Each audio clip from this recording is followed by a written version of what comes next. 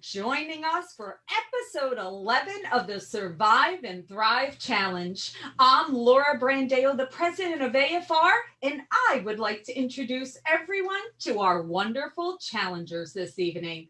From Virginia Beach, Virginia, we have Corrina Carter, the CEO of CMS Mortgage. From Southern California, we have Scott Schang, the branch manager of BuyWise Mortgage. And from Florida, we have Melinda Yerkes, the SVP of One Rose Consulting. So for those of you that may be joining us for the very first time, just want to let you know how we got here and what we're looking to do this evening. Well, a few months ago now, can't believe it's episode 11 already, but a few months ago, the very first weekend of quarantine, my good friend Seppi, the CEO of Tego, actually reached out to me in a little bit of a panic. For the first time, she got notice that they were going into shelter in place. She was about to launch a brand new product line and said, Laura, what is going to happen? My entire team is going remote. I'm not sure how we're going to pull this off. And kind of reached out to say, calm me down. Well, she was a little surprised to find out. I said, oh, Seppi, honey, you have no idea what's happening in the mortgage business. So I'm not really going to calm you down. I think we end this together. And at that moment, we got one other person, Sam Parker, to join us on our first Facebook Live. And we realized that all three of us were going through this roller coaster of emotion and trying to figure it out. So now, 11 weeks later, we are here with these three wonderful challengers to hear how they have come through adapting to the change and going from survival to thriving. So welcome, everyone. Let's start with Corrina. So Corrina, I know that you and I, the first week of March, were out in Southern California around Scott's neighborhood, and we were at in Scott's neighborhood, your backyard practically, Scott. And Corrina and I were attending the fabulous AIM Activate event. We actually were part of the Women's Mortgage Network event also together. And we arrived back home, and it seemed like the whole world changed. So Corrina, tell us, how did that initial shock and what happened at that moment? I think I'm still in a little shock, Laura. Imagine our great room that we had with our 50 ladies there, and now we're looking back at that and saying, oh my gosh, can we do that again? You know? So from there, when we left there and we came back, we came to mortgage chaos, right? Right. Rates dropped. The liquidity issues, the everything in programs, and we were like day after day, what's going to change, what's going to happen, and not knowing a couple weeks later that we would be sheltering in place. So we really went into immediate chaos for mortgages and then family as well too. What do we do? And then how do we treat our staff? How do we then conform to working from home or working in the office? So for us, we did a little bit of both. At first, we have a fairly decent sized building, about 3,500 square feet. So we weren't too freaked out about people being on top of each other because there's usually only 8 to 10 of us in the office. So we just let the admin staff come in, about 4 people in each building. So that wasn't too bad. And then it got to the point where we said, okay, maybe we need to be even a little bit more cautious and rotate days. Right. Of having a couple people come in every other day. So we did that for a few weeks, and then each person got acclimated with working at home a little bit more. But to be honest, quite a few people say, I don't want to work from home all the time. I want to come into the office. So that was actually a little bit more of a challenge because not everybody wants to work from home. So that's a little tough there. But in meantime, we got through it. We trained a little bit, did a little bit more Zoom calls like we're doing, other things that we tried to kind of stay abreast of how we're going to get acclimated. And in the meantime, business taking off, hiring new people, training new people, and then worrying, okay, we're not leaving the new people stranded. How do we teach them remotely? Things like that. So definitely a different challenge than where we've ever been. But really, I think the hardest thing is talking to each other and then making sure your families are okay. We kind of made a pact between us that we're coming in the office that we're really not going to put each other in jeopardy, and we're going to the store only when we need to and coming to the office and nothing else. So we've been really cautious about that. All the girls are really wonderful as far as asking each other once a week, do we need anything from the store? Who's going? What's going on? Different things like that. So that's been very accommodating. But the biggest part is also learning that each family has different struggles. As far as myself, I work, as you know, with all my family, and half my family lives together, or we live around the corner from each other. So not only do we see each other at work, so you would think it would be easy, and we see each other at home, but now we have the kids at home 24/7. Right. So we're doing our job partially in the office, partially at home, and then the kids 24/7. Wow. So we talked about this, and I can see where this will change families, either for the good of spending a lot more time together, or for the bad, the Right. divorces or anything else that may come of it. So I'm not going to divorce my family because we're going to live and work together and get through this. But the kids, and homeschool them, understanding the pressure that these parents go through, they still have to put in an 8 to 10 hour day at work and take care of the kids. So for me, Corrina, do you have any team members? I mean, I know your family has his homeschooling, but do you have non-family members that are also dealing with homeschooling on your team? yes. Oh, yeah. You do? Yeah. Oh, yeah. Yeah. We definitely do. So we have several that are dealing with homeschooling. And so one of our processors is, one of them was has a senior. So again, it just depends. I mean, there's a lot that they have to manage outside of CMS too, as well, that they didn't have to do before. You take for granted a little bit. You drop the kids off at 8, you pick them up at 5, or you get home at 5 and you put dinner on. Now you got 8 to 5 to figure out what the heck are we going to do with these little people. Wow. So that's crazy. So yes, the staff does too as well. So not only have I been dealing with it, so I run away a little bit and come to the office. You've got your outlet. So that's good. Yeah. And I know that you had mentioned to us, this is your 3rd record month, right? So on top of all of this craziness with adapting to the change, you're also crushing through your goals and surpassing, records now. So how is all that being worked in? That's probably the most challenging, is trying to figure out how we all stay apace, because we're all working till 10, 11 o'clock at night. Right. And then not taking each other for granted, that we're going to assume because we shoot off an email at 10 that someone's going to answer at 10:15 at night. Right. And most of us do, but again, there's got to be some cutoff there. And that's where you try and find that equal ground, and right there, and figure out each person's threshold, what they're eligible doing, what they're willing to do. And I tell my girls all the time, you can't keep at this pace 3, 6, 9 months. Right. You have to also let us know what your threshold is, because if we throw stuff at you, we don't want to do it because we have to, or we need to, or we're forcing you. We want you to be in position where you are working to your capabilities and not exerting yourself to the no end. We don't want everybody to burn out, but we're on record-breaking number 4. Wow, right 4. Okay. So 4. So we're going to do, almost 70% of what we did in 19 by the end of June. Wow. Look at that. So we're like, what do we do? So we just keep trucking, right? It's interesting. During one of these episodes, somebody had mentioned almost something similar to survivor's guilt, where the interesting component of all of us that are in the mortgage business, that you hear all of the horror stories of people being furloughed or small businesses not being able to be open, and you feel the pain and you feel the struggle. And then you hear us, right, where we're breaking through records and we're working to midnight to try to keep up with the pipelines, and we're so overwhelmed. And it's interesting. It's almost like this survivor's guilt component where you're like, you feel guilty.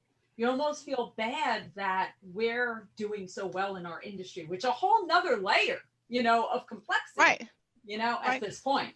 Yeah. So the last thing I'll add is we just did, not even about an hour and a half ago, an impromptu with a Zoom call with 3 or 4 of us mortgage girlfriends in regards to what do we do to help those people. There's people that are between salaries of 28,000 and 58,000 who will not be able to replace those salaries. Right. What can we do to get them into the business and train them Oh, I love it, Corrina. while we're so crazy? Because believe it or not, there's a lot of things that we can task people with to do that we're not exerting ourselves. And how does that look for us, as we would call them, to bring in, some green peas into the business? Now is the best time than ever to do that. And we just have to be extremely structured and figure out how we can delegate what work could be delegated to bring some new people in and create those careers for them that Absolutely. they've lost that income. Absolutely. And I love that. And we're going to come back to that because that's awesome. All right, Scott, moving along. Yes. Okay. Were you at AIM Activate? I don't know. I was. You were. I was. I figured if you were right there in that local area. Okay. So, you remember that week? That was literally while we were there. I think they were thinking about doing some shelter in place things. I remember that. And of course, the rates were dropping and everybody was like, oh my God, they're taking calls and, applications, while they were there. So now fast forward. Okay, now it's real. What was your first emotion, first thought? How did it affect you and the family? Man, that's such a good question. It's funny you talk about survivor's guilt, and a lot of times I feel like I have a little bit of guilt because I'm normally pretty introverted. I'm very introverted. I was at Activate. Nobody probably saw me because I don't talk to people. It's something I'm trying to get over. But so I was actually kind of excited. I because it seemed like I could be able to focus. I don't know. I've got this weird thing about me. When the market crashed in 2008, I learned WordPress and I started a consumer direct education site to help educate consumers about how to buy after bankruptcy, foreclosure, short sale, and deed in lieu. I didn't know anything about websites, but here 10 years later, 13 years later, for the last 10 years, we've had over 10,000 unique organic visitors to that site every single month for the last 10 years. So I'm kind of used to, and I started it because I had I had no money and no time. So, or I had all the time in the world and no money, right? Because the whole world crashed. Right. So it was the opposite. So I was like, so now what am I going to do? So I went in there and I buried myself in that project. And I think that's kind of what introverts do, is because I started to think about that, and because I really enjoy being in this room, in the house, by myself, because I can focus and I can work and I feel like I'm more productive than I've almost ever been. The dynamic of my office is also a little bit different from maybe some other offices. I'm actually not a branch manager. I'm a partner at Bywise. I have the smartest person I know in the industry. Josh Lewis is my partner, and he runs the mortgage side. So I've always kind of focused on the marketing side and the support side and some of that. So this really gave me an opportunity. And what was crazy is, again, when we went back and started helping people that were buying after bankruptcy and foreclosure, you don't really know where that's going to go. You're not making money off of those people, but you're building relationships and you're helping people. And we talked about this when we did the pre-qual, and when we did our pre-call, and I was like, yeah, no, I'm kind of excited about this because I'm introverted, and I really started thinking about it more and more. And I think one of the traits that really comes out in introverts is we have high empathy. And so sometimes it's hard to connect with a lot of people, but I can connect very deeply with an individual person. So when we were creating that content and a homeowner would call or would make a comment and they would ask, I was all in. I mean, that made my entire day. I can help this individual. So when we locked down, Josh approached me and he said, He said, hey, listen, this forbearance thing is going to be an absolute nightmare on so many levels. And we already know what consumers had to go through trying to work with loss mitigation departments back in 9, 10, 11, and 12, and it was an absolute nightmare. He said there's no good information out there, so we should put together a resource to help educate consumers about what their options are. So we actually built a website, forbearancereport.org. I currently have 62 servicers on there with links to all of their things, all of their guidelines. I've got back to writing again. So I thrive on this, but what I realized about myself is I have to keep busy. I have to have a project, because when I finish a project, my anxiety goes crazy. Like I have to have something to work on. And that's kind of, I just sort of experienced that because we built that forbearance report, and that thing is turning into something completely crazy. But now we're taking that, and just Tuesday, we did a Zoom meeting for 50 real estate agents up in Silicon Valley up north, teaching them about what consumers' options are in forbearance and reinstatement, and having them reach out to their past clients, start having these conversations, because we know there's going to be a percentage of homeowners that aren't going to survive this. So if that's one of your past clients, you need to be out there doing everything you can to try to help them. So that's what I did. On one hand, I said, yay, I don't have to be around people and I can be in my room. There you go. But like you, Laura, I also I'm trying to get out of my shell. This broker community is so absolutely amazing. I've never been a part of anything like this. And quite frankly, probably because I never wanted to be, but the people in this community are so unbelievable and they're so cool. I mean, even in the beginning, I went up because I'm kind of known for doing techie stuff. And so I'm trying to share what I'm doing. I'm trying to give what we're doing with Lead Pops with Andrew and Verse and all of the broker memberships. And I put like a Calendly link in the Brokers Are Better group and invited anybody to book a call with me. And I probably talked to 15, 17 people. That's great. And it was great. It was fantastic. I would never approach those 15 people in a crowded room, but I will jump on a Zoom meeting and have a great conversation. And I really, really enjoy it. So that's what I've been up to. So what was that initial, like, tell me initially, I kind of know forward, what was that initial, okay, you're back from Activate and rates are dropping, and then it's shelter in place. And I know you guys went into shelter in place before my state did, and it was pretty early on. So what was that initial, okay, forget about even just being in your room and kind of focusing on that. Yeah. What was that reaction? Well, I mean, it's scary, right? I mean, you don't know. It's fear of the unknown. I think I process information a little bit differently. I tend to be very, very optimistic because, listen, this was an interesting situation because we literally physically reached over and turned off the switch of the economy. Right. This isn't something that creeped up on us. So it wasn't that shocking to me. It wasn't anywhere near the panic from 2008 because there was no light at the end of that tunnel. You didn't know that tunnel seemed like it was going straight down. But this felt a little bit different. This felt a little bit different in that sense because I'm confident that we're going to come out of this. I don't know if it's going to be the V recovery, the W recovery, or the U, but I am confident there's so much stimulus behind this thing. And I've never seen so much collaboration, so much cooperation between people. And quite frankly, I think our country needed this because there was a lot of stuff that we were worrying about, stuff that doesn't matter. And now I think we're kind of all focusing. You had mentioned survivor's guilt. The word that I've been using is the survivor's bond, because we've all been through something. Mm-hmm. We've all been through something now. Yep.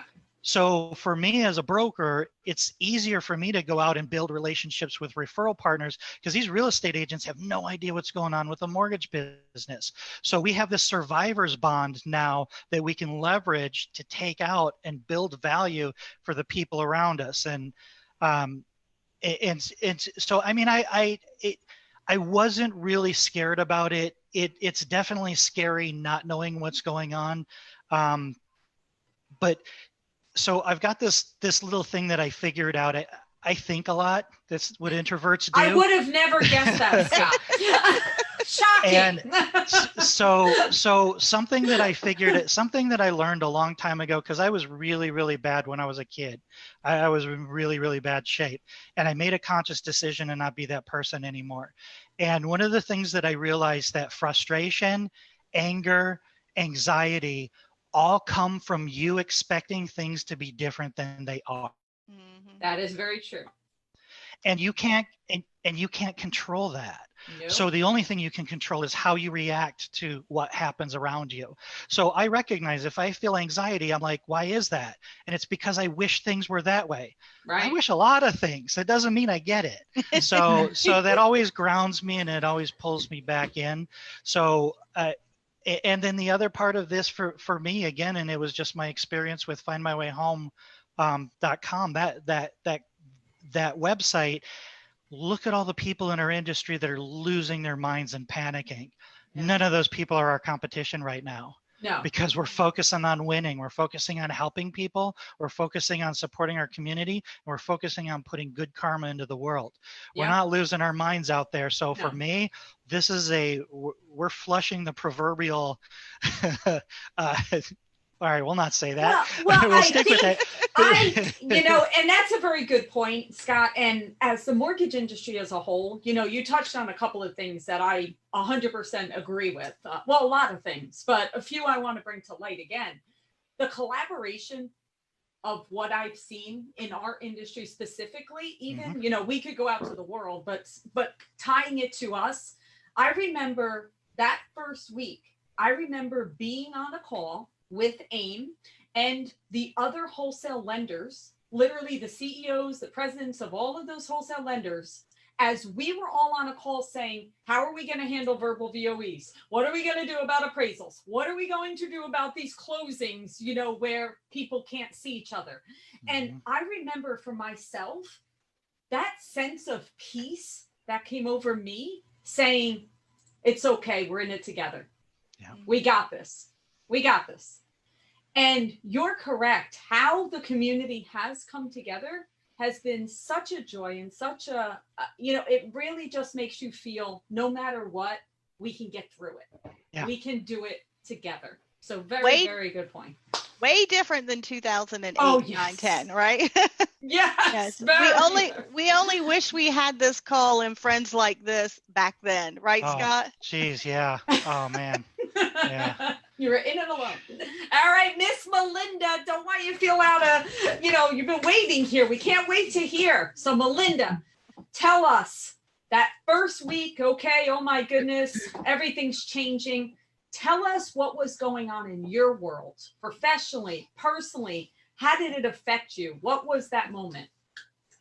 So I think the biggest thing is that family first, right? First and foremost, you think, oh my God, my family. Our youngest son just moved out in January and he got his apartment. So now we're not in separate, we're now in separate houses, right? So we're empty nesting, my husband and I, and we have this, oh my God, we're not going to see our kids. We're just not going to. There's no more visiting. We can't go to their house. He's in medical. His girlfriend's in medical. So we can't go because they're high risk. And we're just like, oh my God, our family. And then I remember sitting in the office and our entire team, we're like looking at each other and we're all close. We have a blast in the office. I mean, we laugh, we kid around and I'm like, oh my God, we're all going to go home and we're not going to have this. We are not going to how are we going to do it? And that was like the first thoughts that went through, right? And then I'm saying, okay, we hired 2 new people. How are we going to train them? They've been here for 3 days. We're like, And we've used Zoom. We use Zoom in the office. So we were okay with that. But that was more for like, just IMing if you're on the phone or somebody was busy and you're asking. But to actually survive on it, I had no idea how we were going to do it. I didn't. I didn't know how we were going to access documents. I didn't know how we were going to keep things private, how it was going to work, how were we going to help our team when they had questions. I think that was the biggest thing. I just didn't know how it was going to work. And it happened so quick. In Florida, they gave us like 24 hours. Oh. They went grocery shopping. There was nothing left in the stores. They came back and they packed up their laptops and their monitors and all their personal stuff. And they were like, all right, let's just do it. And they did. They did. So did they already have the ability to work remote? They just chose to work in the office? So originally when we opened our company, we opened it as remote. Okay. We had some challenges in that. And I think that some of our team, they missed the camaraderie, right?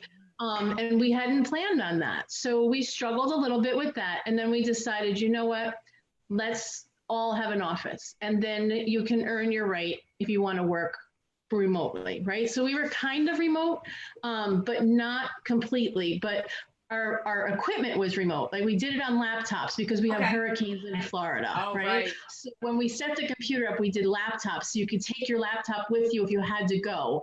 So you weren't leaving your data if something flooded. So we did think about things like that for disaster recovery kind of stuff, but never for a pandemic. We never thought we would go through something like this.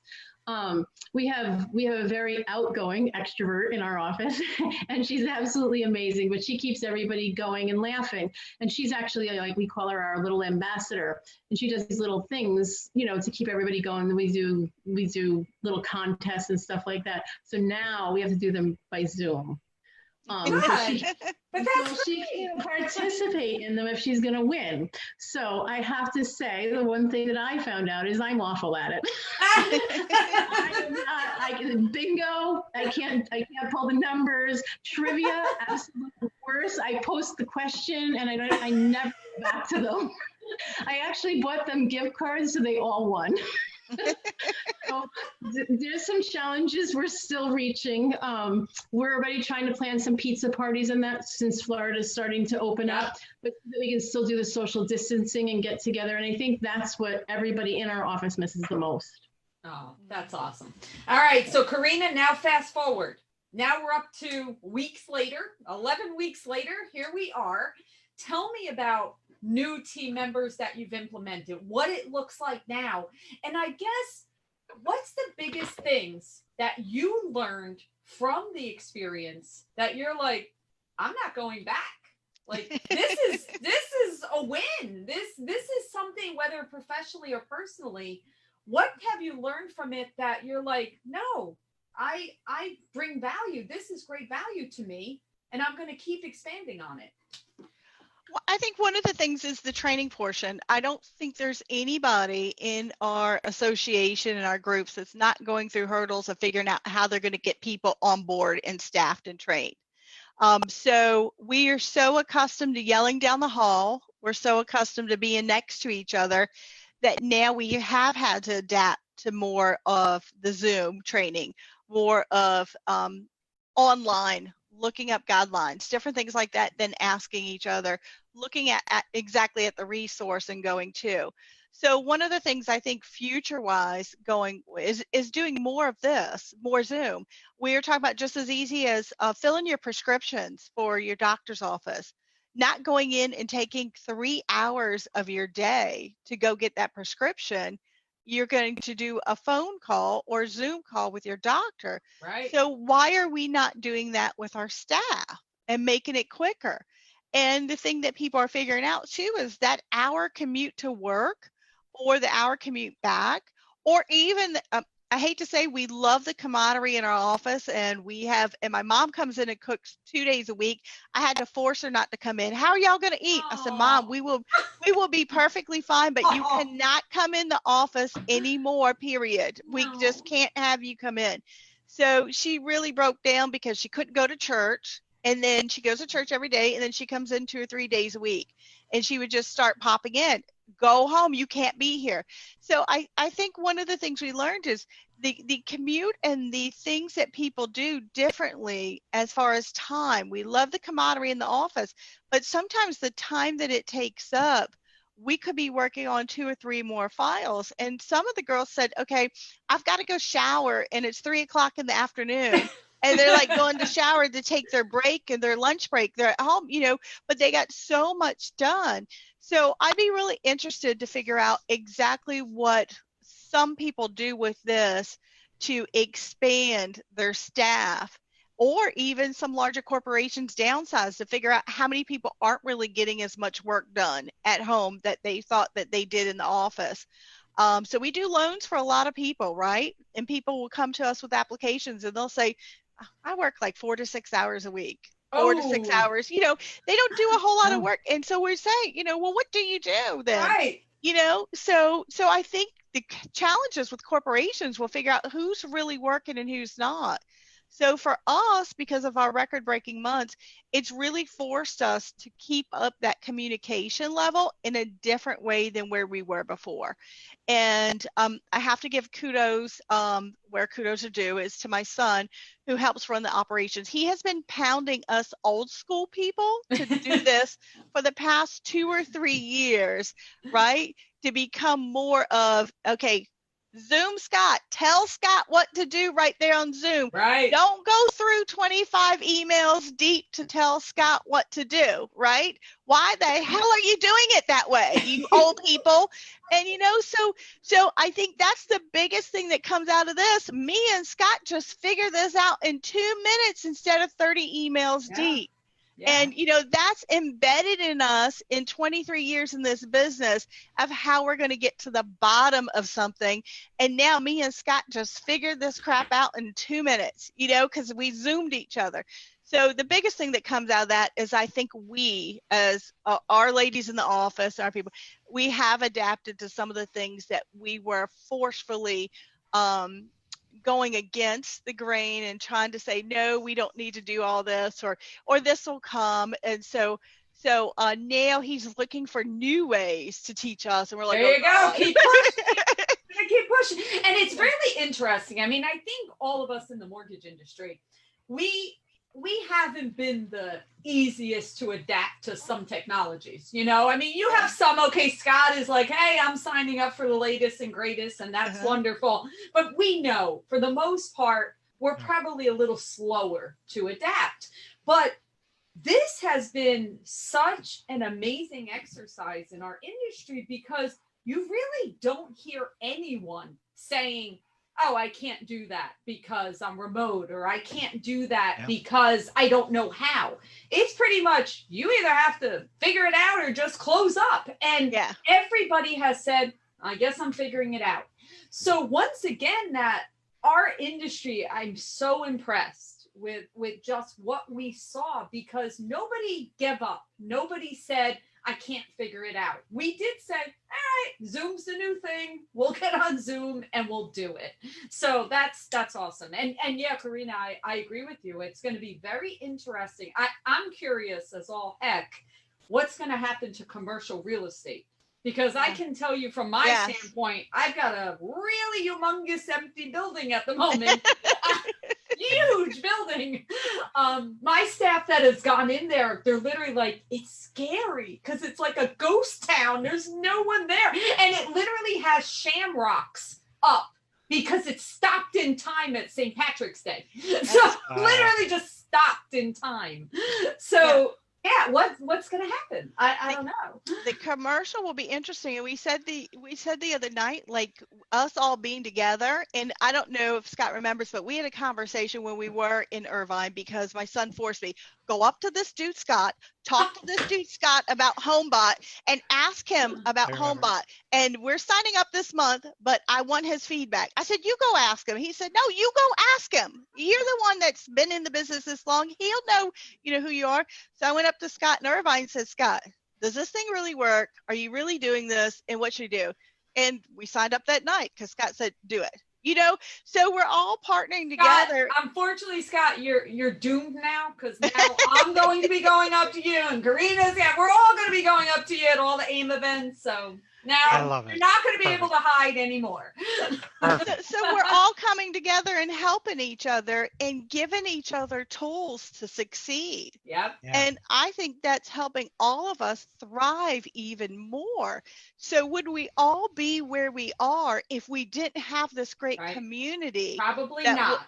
That was created with AIM, and then just the Scotts of the world, the Melindas of the world, Laura. And Laura, I just told you, I'm so freaking proud of you. You did all this and Zoomed and do all this, and a year ago you were like, how do you do that? You know what I'm saying? So you set it all up yourself. You don't have a production person behind you. No, it's actually very funny, you know, how Facebook gives you your memories. A year ago, for the first time, me and Christine Beckwith tried to do a Facebook Live. It was an epic fail. We had no idea what we were doing, but it popped up on my feed like a week ago, and I'm like, wow, what a difference a year makes. Yeah. Like, look at that. Look at that. But it makes it very easy when I'm in good company of knowing I'm part of the community, you know? Yeah. So just so you know, it makes it so much. So Scott, I've already heard how you're thriving. So you've got this awesome website. You're helping everyone. You're just doing amazing things. So things you've learned that you're going to continue on. Of course, you're going to continue with the webpage and continue to expand that. But what else have you learned from this experience that you're not going back? You're just going to keep going forward with it? Well, definitely these video calls. We didn't do a ton of these video calls before, but this is almost normal for me. I don't like normal phone calls. I don't like normal phone calls as much anymore. And it's like if you want to talk, okay, cool, I'll send you a Zoom link. That's what I say. I'll send you a Zoom and a calendar link every time. So that's definitely something that that we're going to stick with. You know, and we also really kind of took this opportunity to reflect on all the things that we didn't need, right? So is there stuff that we don't need? And we really kind of focused on our efficiencies and our business systems, and maybe taking some of the manual processes out of some of the things that we did. So that's really what, I mean, those are the main things that we've been working on. The other thing is, because I used to do a lot of webinars back in the day, and I think webinars are back. They're not webinars anymore, though. They're video classes, they're video training, and kind of my role in our brokerage is I'm kind of the rainmaker. So I'm going out there doing lunch and learns and talking to agents and doing classes and things like that. Now all I have to do is pull these things up on Zoom calls. We're all really used to being on Zoom calls. I mean, I was blown away. We did that a 1 hour call, a 1 hour Zoom call with 53 agents when we started.